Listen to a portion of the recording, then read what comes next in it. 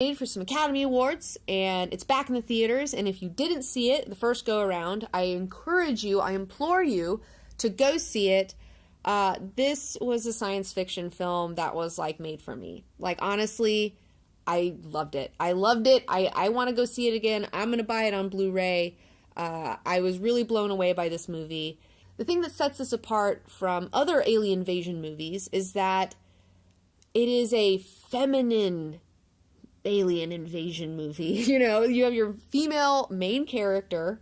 She is a linguist, which is a soft science, which would be considered, in my opinion, a feminine science, you know.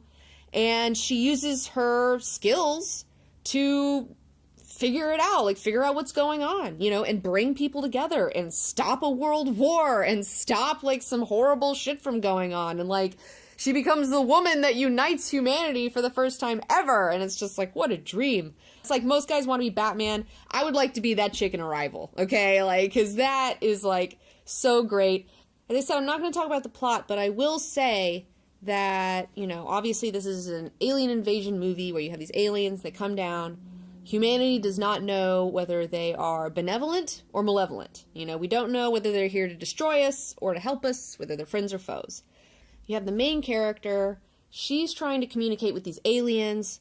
The military is trying to, you know, tell her how she can and cannot communicate with them, when she's like, look, you don't know, you're not a linguist, you don't know, you're not really communicators, you guys are here for defense and aggressive maneuvers, you know, like, that's, like, you're not really diplomats here.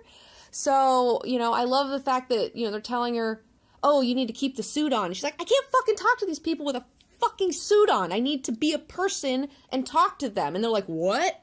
She has to explain this to them. And like, that's what's really interesting about this is, yes, it is difficult to try to communicate with aliens and learn a new alien language, but it is equally, if not more difficult to communicate with her own kind with the military, you know, because they're so triggered all the time, you know? I mean, they're just waiting for a threat, you know? And it's just like, ugh, like her having to not only deal with communicating with them, but communicating with the military and showing how hard that would be.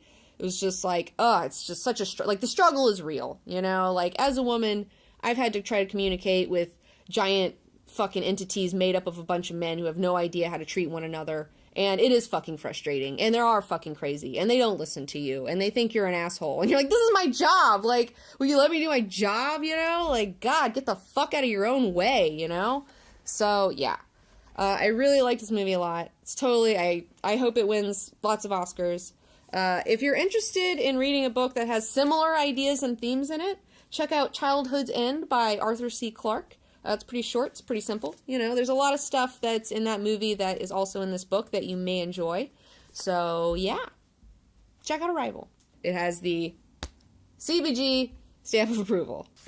And don't forget to check out my new show, Greater Creators. It's airing every Tuesday on Go90, and it's all about some of my favorite creators and how they push the boundaries of art and how their influence can still be felt today. These are people you may have seen their work, but you don't know their name, or may have heard their name, but you don't know exactly what they did and why they're so awesome. So far, we have an episode out about Jack Kirby.